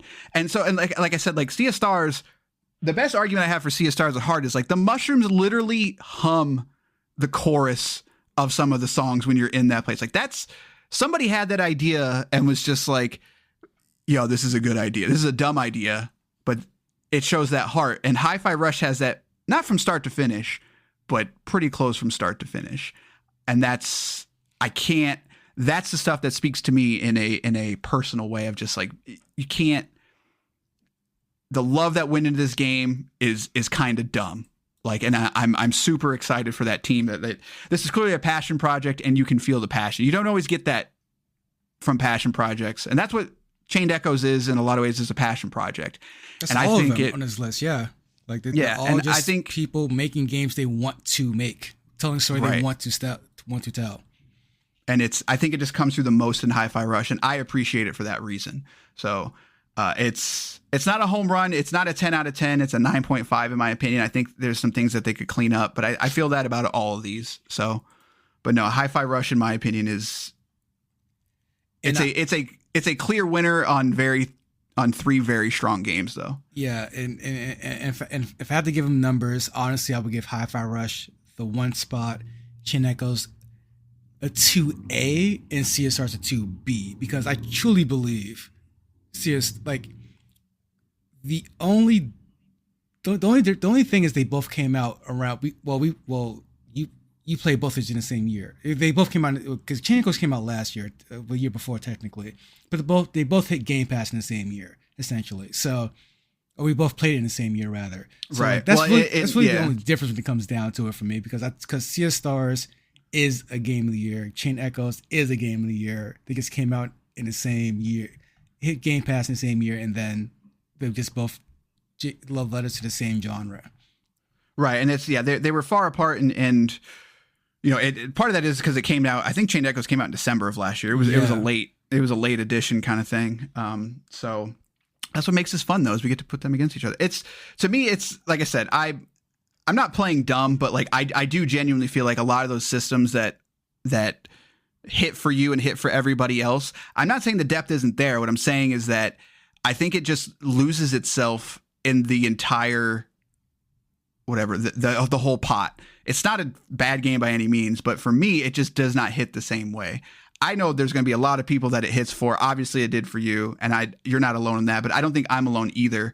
But with complexity comes that I won't say inability, but that risk reward factor of how deep do we make these systems? How much do you have to tutorialize the player, et cetera, et cetera. So, but yeah, I think in the past we've always had a like this is my favorite game of the year. However, if I had to put my critic hat on, like I think this game is better. Yeah. And this one came down to me of like, I liked Hi-Fi Rush and Sea of Stars better, but I think genuinely, for some reason, I want to say I like Sea of Stars more, but I don't. Like, and I don't know what it is, and maybe it's just I'm a Sabotage fanboy at this point. But I think even critically and personally, I think Hi-Fi Rush is by far the better game. I like the best game, I should say. I like Chain Echoes is my personal favorite of the year. Hi-Fi Rush is the game that most people will play, that can recommend it more easily to more people. Yeah, that's totally fair. So there you have it. Hi-Fi Rush wins the only award that matters, the Game Pass or Pass Game of the Year. Send your check to us, Microsoft. And remember, actually, before we end this, I'm gonna ask you live on the air. This just popped in my head. Of the games we passed on, would you like to take the time to go the worst Game Pass Game of the Year? Because I don't think we've ever done that. Yeah. No, we haven't, and this would probably be an easier one. No, we can do that. What I do want to say is, I think this is the first time ever a Microsoft game has even been in our top 3, let alone one. Hey, Game Pass or Pass subscribers. Corey cutting in here really quick. I just wanted to say a couple different things. First of all, thank you for getting this far if you have. Two things. One, what I just said about us never nominating a Microsoft game, completely not true. I have no idea why I said that. I have no idea why neither one of us thought about it. There have been 2 times that a Microsoft game has won our awards, Ori and the Blind Forest, as well as Psychonauts 2. I think maybe I was just thinking that those were not Microsoft developers at the time. And they also, Psychonauts 2 was not exclusive, as well as Ori was Moon Studios and not a Microsoft first party. Maybe that's what I meant. I don't really know. But I have no idea why I said that, why neither one of us picked up on that. And B, I debated putting this at the beginning, but when it came to our argument about Chained Echoes, I have no idea why I was so bad at arguing my point. Normally we're a lot better about that because we don't disagree on things pretty hard that often. And I think it's simply because we were testing out the video capabilities as we are going to be doing video next year. And I think I was just doing too much tinkering and trying to fiddle with that. I just was not making my arguments very good because Basher honestly had a lot of good points and I had better rebuttals that after listening back to this, I did not say what I should have said. So again, appreciate you getting this far, but I just want to put this in here really quick just to be like, normally I'm better at that, and I have no idea why we said that Microsoft has never done that before because that does not make any sense and is remotely not true. So only a couple minutes left here in this episode. So again, thank you for listening, and we will see you next time with the State of Game Pass. This is a Microsoft game. Hi-Fi Rush that's easy to forget. Yes. Oh, shoot. Congratulations, Microsoft. Right. I mean, not sincerely.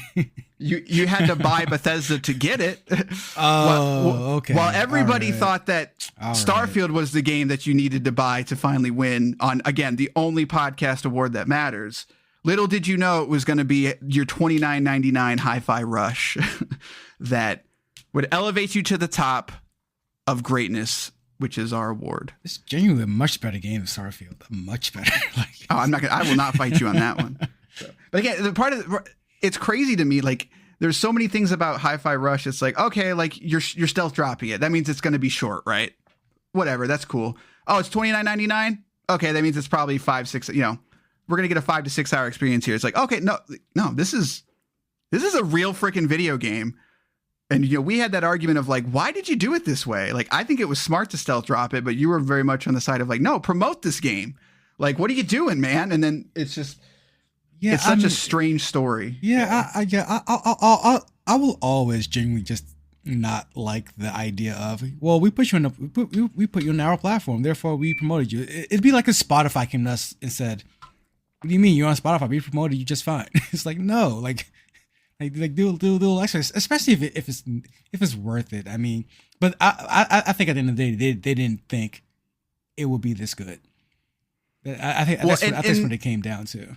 Even if it is, which we obviously agree it is, it unfortunately does come down to that marketability factor. And that's, while this is a passion project, that's why it's $29.99 is because you're not, I would pay $70 for this and I would be totally fine with it. But unfortunately, that's not the way the market works, which is dumb. And that's part of why Game Pass is special in many ways. But all right. Hi-Fi Rush, congratulations. The worst game of the year. Serious Sam 4, Redfall, Need for Speed Unbound, Exoprimal, The Big Con, Forza Motorsport, Gisant. There's only one answer to this. Wait, hold on. Exoprimal. Okay. Exoprimal should not be on that list, I think. that needs a follow-up. Legitimately. Exoprimal deserves a follow-up. Whoever that guy was. Where's the Remnant guy when you need him? Like, he should yell at us about this game. Because I jumped back into that game like about a month after. I'm like, wait a minute. This has some EDF fun factor in it. There is a lot of fun in Exoprimal. At least after those first couple weeks, you have trouble finding it. That's that problem's game. That's what that game's problem is that it's let me do the fun stuff. Right. I don't need your extremely convoluted way of telling stories. Just let me play the freaking game, man. Like, so maybe it got there. I don't know. Like, I haven't heard anything about that game. That'd be worth hopping into again just to see what's going on with it. So Give me the list again. I forgot. All right. Serious Sam 4, Redfall, Need for Speed Unbound, The Big Con, Forza Motorsport, Dissect. I'm going to drop this in the... Like, there's a clear winner here. Serious or loser, Sam, I guess. Yeah, right. Serious Sam is not the worst. Serious Sam 4 is I would pick it as second worst. Yeah. Dissect is not the worst. Like, no, Dissect is just Dissect is... I know a lot of people like that game, but yeah. Forza Motorsport is disappointing. Right. However, they've even added some stuff recently. It's like, again, it comes down to, it's just like, why was this delayed? I don't understand. What were you going to release in January when this game was supposed to come out? Because I'm confused. This is going to be so funny because it's not Exo Primal either. No, it's not The Big Con. It's not The Big Con. It's not Need for Speed Unbound. We definitely had fun with that game, but there's not enough fun. There's only one game on this list that is truly a travesty.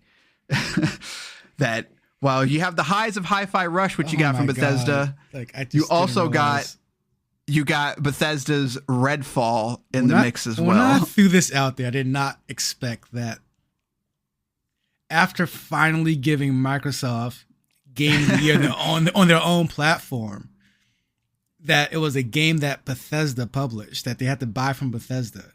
That also the worst game on their platform is their own game that they got from Bethesda. This,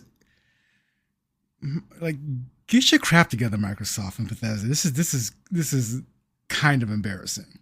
Also, there's another game from Microsoft on here. So, like, can we stop? Right, and that's Microsoft's story, right? Like, we're gonna do our State of Game Pass, and I'm sure we'll talk about that. But like that is the perfect window into what is wrong with Microsoft. You got Hi-Fi Rush, the best, Redfall, the worst. Like, we're not even like, and the thing is Redfall is a true travesty. Like, that game should not have been released.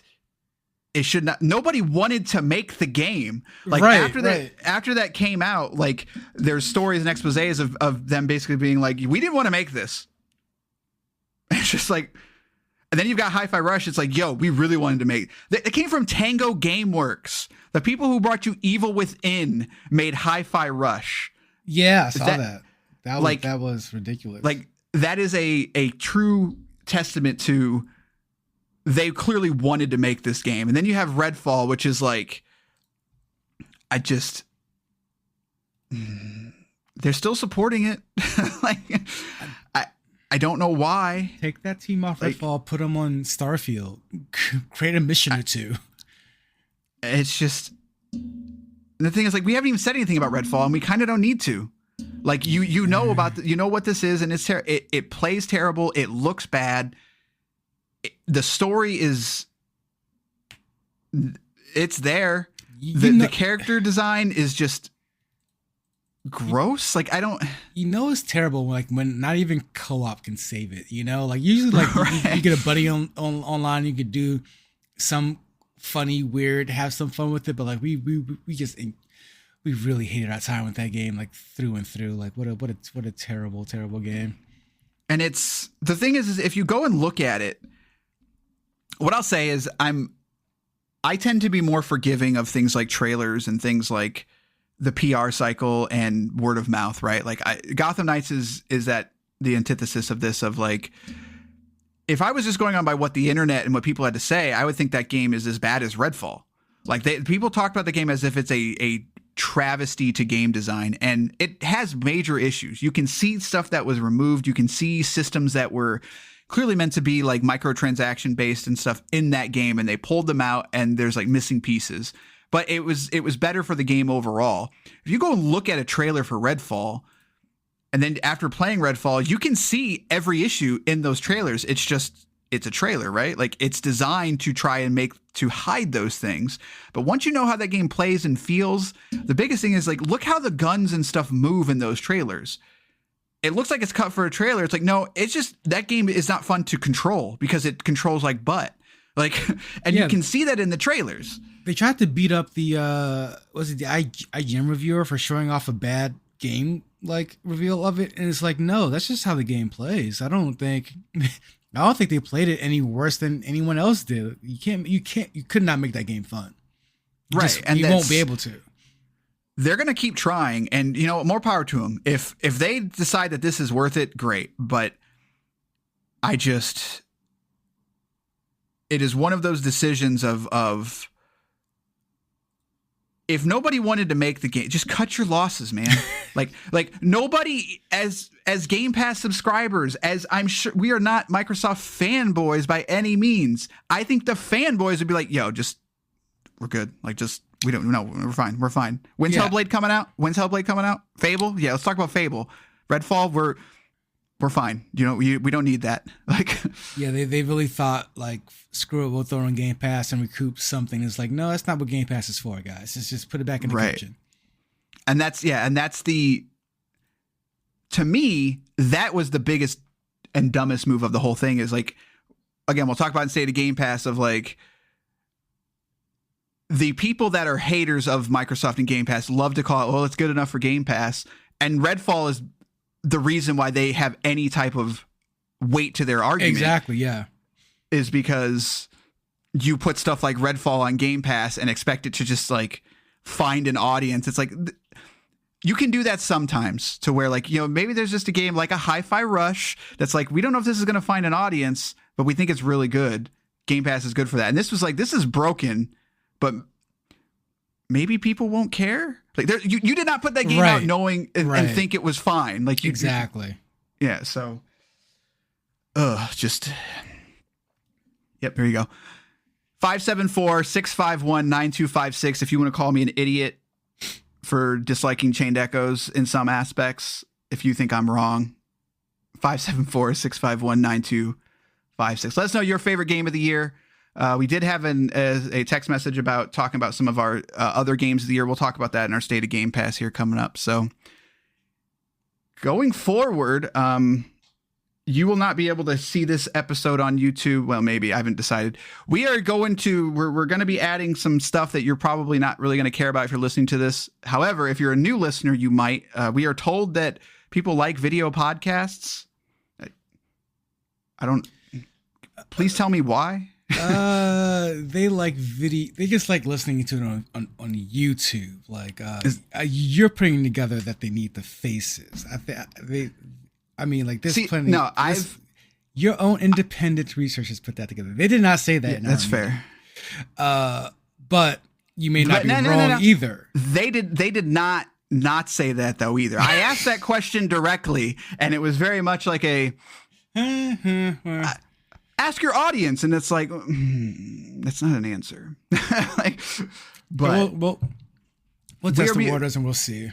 Right, we're gonna for the next year. I think we're gonna give this a real shot of we're gonna try to do video podcasts and all that stuff alongside of it. But we're gonna have our podcast website going up and stuff like that. So again, if you're already listening to this and you've been a listener, of the couple hundred of you, close to probably like 500-600 of you now that are relatively common. If you want that, it'll be there for you. So, but it's all you new listeners. Well, welcome. But that's going to be our big project for 2024. Nothing's changing about the format.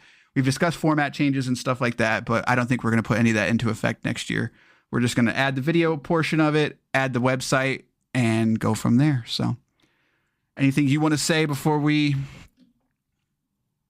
move on, I guess? Looking forward to the State of Game Pass. I'm wondering how I feel about it. I haven't thought about it, sat down and talked about it yet. So, yeah, I think it's going to be an interesting conversation for many reasons. So, but all right, that's going to do this episode of Game Pass or Pass. Here's to Hi-Fi Rush winning Game Pass or Pass Game of the Year. We'll see you next year with hopefully good games. Good day, sirs. Do Crohn's disease symptoms keep coming back? Tremfya guselkumab may help. At 12 weeks, rapid symptom remission was achieved in most patients taking Tremfya, and some experienced visible improvement of their intestinal lining at 12 weeks and 1 year. Individual results may vary. Tremfya is a prescription medicine used to treat adults with moderately to severely active Crohn's disease. Serious allergic reactions and increased risk of infections and liver problems may occur. Before treatment, your doctor should check you for infections and TB. Tell your doctor if you have an infection, flu-like symptoms, or if you need a vaccine. Explore what's possible and ask your doctor about Tremfya today. Call 1-800-526-7736 to learn more or visit TremfiaRadio.com. Life insurers put life into the things you live for. The new factory that's hiring your neighbors. Maintenance on the bridge that keeps traffic flowing. The paycheck that puts pizza night on the table. Life insurers contribute $8 trillion to the U.S. economy through bond purchases and other investments, and protect the financial security of 90 million American families, like yours. See how life insurers put life into America at acli.com. Paid for by the American Council of Life Insurers.